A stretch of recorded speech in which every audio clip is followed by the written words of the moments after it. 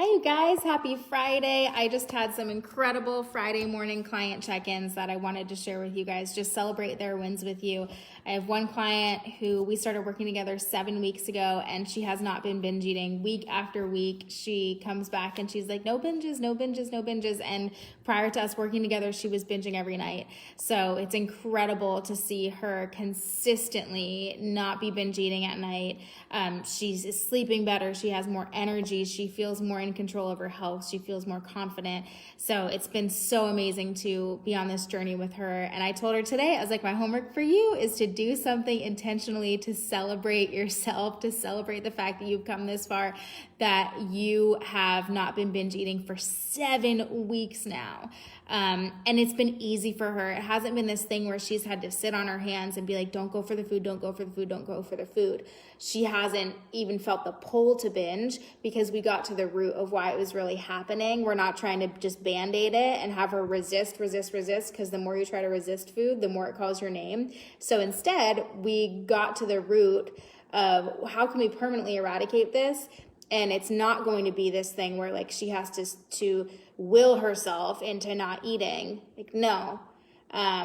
We understand now why she was binging. We got to the root, and now it's easy for her to have a very healthy relationship with food. And it's been, like I said, so inspiring to see how far she's coming and how good she feels. And you guys, at the beginning, she was like, I don't know if this will work for me. I'm so scared to invest in something, to commit to something, to try a new program or work with a new practitioner, because I feel like I've tried diet after diet after diet. I've tried so many things. And so there was a lot of fear of failure. And now I'm like, if you could tell yourself 6 weeks ago, 7 weeks ago that you'd be where you are now, like what advice would you give yourself? And she's like, oh my God, she couldn't even imagine. Like, she's like, this is beyond my wildest dreams, right? Like, she wouldn't have believed me if I would have told her in 7 weeks, like, you'll be 7 weeks strong, no binges.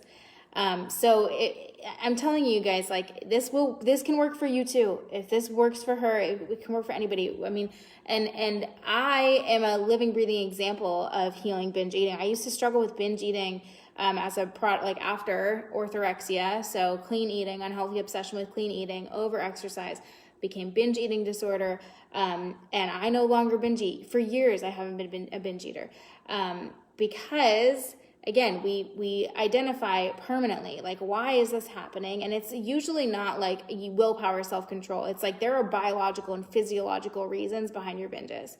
So we identify that, we do an audit, and then it becomes pretty easy to not binge once you can actually get to the root and you have a practitioner who's practiced in helping clients get to the root of the binge eating. I have another client who I just did a check-in with the food that used to have power over her was cake. She felt like she could not get enough of it. She loved cake. She would regularly drive through the grocery store and grab a piece of cake. And anytime it was in the break room at work, she would like keep going back for it throughout the day, especially in the afternoon. She would have those sugar cravings. She'd go back for cake. And she was like, we had cake in the office. There was a birthday in the office yesterday. And she was like, I had a small piece, but then she was like, I went about the rest of my day and I didn't even think about it. So she wasn't deprived of it. She let herself have a little bit of it mindfully. And then it didn't have a hold over her.